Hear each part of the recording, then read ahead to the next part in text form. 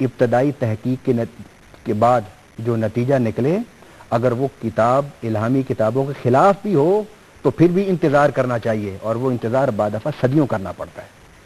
اب آئیے جو دوسری بات آپ نے کی، یہ ایک مثال میں نے آپ کو دی کہ ٹکراؤ کسی بھی سائنسدان کے نظریے کا الہامی کتابوں سے ہو سکتا ہے، لیکن بالآخر یاد رکھیے کہ فتح الہامی کتابوں کی ہوگی، اس لیے کہ الہامی کتابوں کو دینے والا نہ صرف انسان کا بلکہ پوری کائنات کا خالق ہے، اور جو اس نے اسرار و رموز کتاب اللہ میں بیان کر دیے وہی بالآخر سچے ثابت ہوں گے۔ اب آئیے میں چند ایک مثالیں اپنے محدود وقت میں، قرآن پاک میں آج سے 1400 سال پہلے ایک حقیقت ارشاد فرمائی تھی، اور وہ کیا؟ هو الذی جعل الشمس ضیاء والقمر نورا وقدرہ منازل لتعلموا عدد السنین والحساب، کہ اللہ تعالیٰ نے سورج کو ضیاء بنایا اور چاند کو نور بنایا۔ یہ کس وقت کہا قرآن نے؟ 1400 سال پہلے۔ وہ کیا دور تھا؟ چراغ کا دور تھا، تیل مٹی کا ڈال کر چراغ جلائے جاتے تھے۔ یہ وہ دور تھا جب سفر اونٹوں پر ہوتا تھا، یہ وہ دور تھا جب نقل اسباب اونٹ کے ذریعے ہوتی تھی، جہاد اور لڑائیاں اور سفر گھوڑے پر ہوتے تھے۔ اس وقت کہ جب یہ جدید سائنس کے ذریعے سے حاصل ہونے والے کسی ایجادات کا کوئی سہارا نہیں تھا محمد عربی صلی اللہ علیہ وسلم کے پاس، اس وقت سچے رسول نے کہا صلی اللہ علیہ وسلم کہ جعل الشمس ضیاء، ضیاء کہتے ہیں اپنے نور کو، اپنے ذاتی نور کو، اور ذاتی نور ہونے کے ساتھ ساتھ شدت کے ساتھ روشنی جو ہوتی ہے اس کو کہتے ہیں۔ شدت اور ذاتی جو نور ہوتا ہے، روشنی ہوتی ہے، اسے ضیاء کہتے ہیں، اور نور کہتے ہیں اس روشنی کو جو کسی سے مستعار ہو، جو کسی سے لی گئی ہو۔ اللہ اکبر! کیا یہ راز اس خالق کائنات کے علاوہ کوئی بتا سکتا تھا؟ سورج کی روشنی اپنی ذاتی ہے اور شدت کے ساتھ ہے، یعنی کسی سے اس نے اپنی روشنی لی نہیں ہے، اور بڑی قوت کے ساتھ یہ روشنی ہے، اور چاند اس کی روشنی مستعار ہے۔ کائنات کے اتنے بڑے راز کو کہ جس کا تعلق زمین سے نہیں ہے، اور زمین سے بلند چند فٹ چند گز سے بھی نہیں ہے، بلکہ اس چیز سے ہے کہ جس تک پہنچنے کے لیے انسان کو 5000 سال لگ گئے۔ ان 5000 سالوں کے بعد انسان جب اس مقام تک پہنچا، اس نے کہا کہ چاند میں جو روشنی ہے وہ سورج سے آ رہی ہے، جس طرح کہ سورج کی روشنی پڑتی ہے۔ اور جب انہوں نے سورج کے قریب جانے کی کوشش کی تو نہیں جا سکے، کہ اگر ہم سورج کے جتنا قریب ہوں گے جل کر خاکستر ہو جائیں گے۔ سورج کی روشنی اپنی ذاتی اور شدت کے ساتھ ہے، اور چاند کی روشنی مستعار سورج سے ہے، اس میں شدت بھی نہیں ہے۔ اب آپ دیکھیے، جب یہ حقیقت واضح ہوئی کہ قرآن پاک میں اللہ تعالیٰ نے چاند اور سورج کی حقیقت سے پردہ اٹھاتے ہوئے یہ کلمات ارشاد فرمائے، تو اس حقیقت کے سچا ثابت ہونے کے بعد اور سائنس کا اس کی تصدیق کرنے کے بعد اب انسانیت کو مڑنا چاہیے اس بات کی طرف کہ انسانی زندگی میں انسانی فکر کافی نہیں ہے، الہامی فکر کی ضرورت ہے۔ علامہ صاحب، آپ نے بجا فرمایا، آپ بالکل ٹھیک کہہ رہے ہیں، لیکن آج اگر ہم کچھ حقیقت پسندانہ قسم کا اگر تجزیہ کریں تو یہ بات واضح ہوتی ہے کہ پچھلے 300-400 سال میں ہم نے یعنی مسلمانوں نے بہت زیادہ انوینشنز نہیں کی، بہت زیادہ ڈسکوریز نہیں آئیں۔ اس میں ہم پیچھے کیوں ہیں؟ پھر کیا وجہ ہے اس کی؟ آپ فرما رہے ہیں کہ ہم نے ایجادات نہیں کی۔ میں یہ سمجھتا ہوں کہ مسلمانوں کا اپنا علمی فکری تشخص کا باقی رکھنا اس انحطاط کے بعد بھی یہ اللہ کے فضل کے علاوہ اور کچھ نہیں ہے۔ قرآن پاک میں سورہ لقمان میں اللہ تعالیٰ نے فرمایا کہ الم تری ان اللہ سخر السماوات والارض، کہ اللہ تعالیٰ نے دیکھو کہ رب العالمین نے تمہارے لیے آسمان اور زمین مسخر فرما دی ہے، اور جو آسمان اور زمین کو مسخر کرے گا، فرمایا وَأَسْبَغَ عَلَيْكُمْ نِعَمَهُ ظَاهِرَةً وَبَاطِنَةً، ہم اس پر اپنی نعمتیں انڈیل دیں گے۔ ایک تو یہ ہے نا کہ آپ بالٹی بھرتے ہیں تو ڈول کے ذریعے سے تھوڑا تھوڑا پانی اپنے جسم پر ڈالتے ہیں. ایک ہوتا ہے کہ ظرف برتن کو بھرنا اور کسی پر انڈیل دینا. تو رب نے فرمایا کہ علم اور تحقیق اور تسخیر کے راستے پر جو قوم چلے گی وہ اللہ کی نعمتوں میں کھیلے گی. ہم نے اس راستے کو چھوڑا. وہ چھوڑنے کا نتیجہ کیا ہوا کہ ہم اقوام عالم میں ہمارا شمار پڑھی لکھی قوم میں نہیں ہوتا.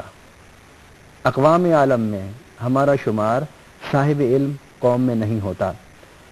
مسلمانوں نے من حیث القوم نہ صرف تسخیر کا راستہ چھوڑا بلکہ تحقیق کا راستہ چھوڑا, اور نہ صرف تحقیق کا راستہ چھوڑا بلکہ علم اور تعلیم کا راستہ چھوڑ دیا.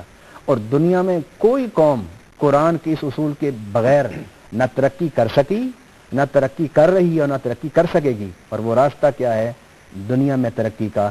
علم, تحقیق اور تسخیر ہے. اور آج اس بات کی بہت ضرورت ہے کہ ہمیں تحقیق کرنی چاہیے, ہمیں علم حاصل کرنا چاہیے اور ان شواہد کو, ان رموز کو ڈھونڈنے کی کوشش کرنی چاہیے جو رب تعالیٰ نے ہمیں بہت بہت سال پہلے دے دیے.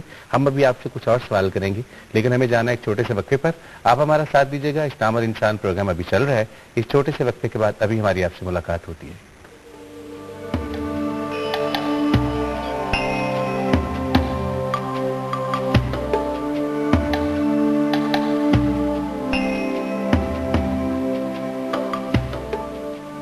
جی اب سب کو ایک دفعہ پھر خوش آمدید اس پروگرام میں جس میں آج ہم سائنس کی باتیں کر رہے ہیں اسلام کے حوالے سے.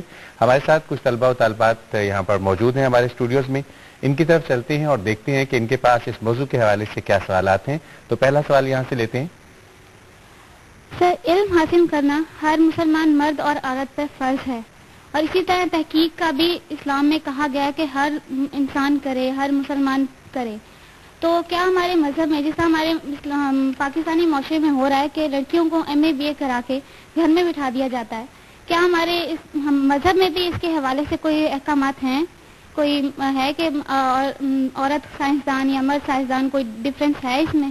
علامہ صاحب, طالب العلم فریضۃ علی کل مسلم و مسلمہ, وہ تو علم کا حاصل کرنا ہر مسلمان مرد و عورت پر فرض ہے. سائنس بھی ایک علم ہے. تو کیا یہ خالصتاً مردوں کے لیے کیوں مخصوص کر دیا گیا ہے؟ ہمارے اس معاشرے میں خواتین جو ہیں ان کو اتنا انکریج کیوں نہیں کیا جاتا؟ کیا اسلامکلی اس میں کوئی لاجک ہے؟ دیکھیں, جب آپ پاکستان کی بات کریں گے نا تو محدود کر دیا گیا, آپ نے کہا مردوں کے لیے. نہ تو آئین پاکستان میں اس کی کوئی لمٹ ہے کہ بھی مرد بنے گا سائنسدان یا سائنسی علوم حاصل کرے گا, عورت نہیں کرے گی.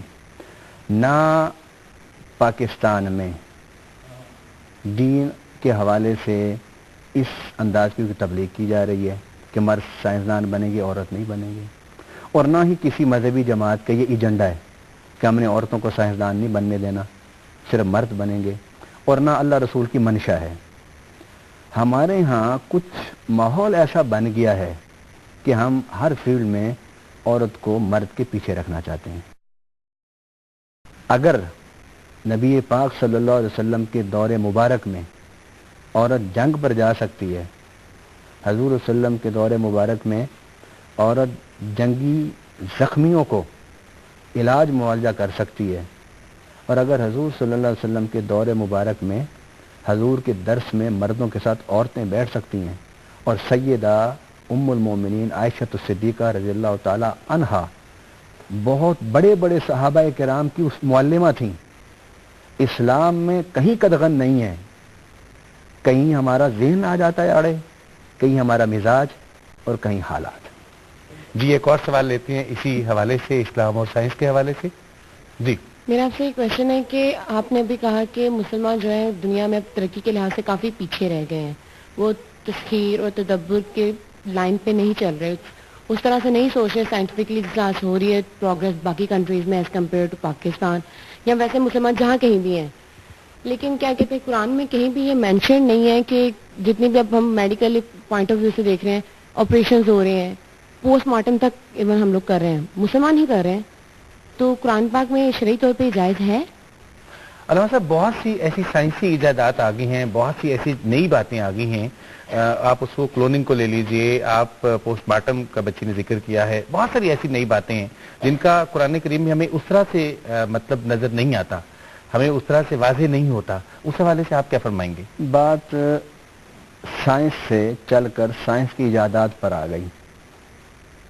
جب سائنس کی اسلام اور وہی انکریجمنٹ کرتی ہے تو پھر سائنسی ایجادات کی مخالفت دین نہیں کر سکتا.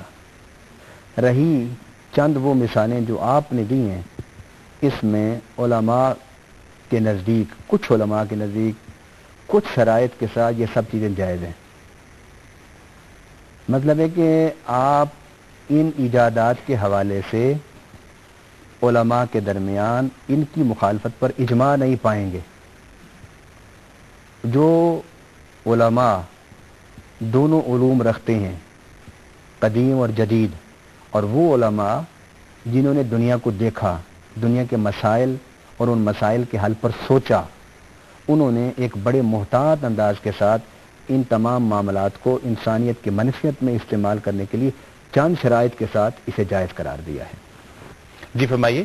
جیسے علامہ صاحب نے فرمایا کہ سائنس اسلامی اتباع کے خلاف نہیں جاتا، پھر ہم کیوں کہتے ہیں کہ کلوننگ یا ٹیسٹ ٹیوب بیبیز وہ خلاف ہے اسلام کے یا اس کے منافی جا رہا ہے؟ اس کی کیا ریزن ہے؟ میں نے اس کا جواب ابھی پہلے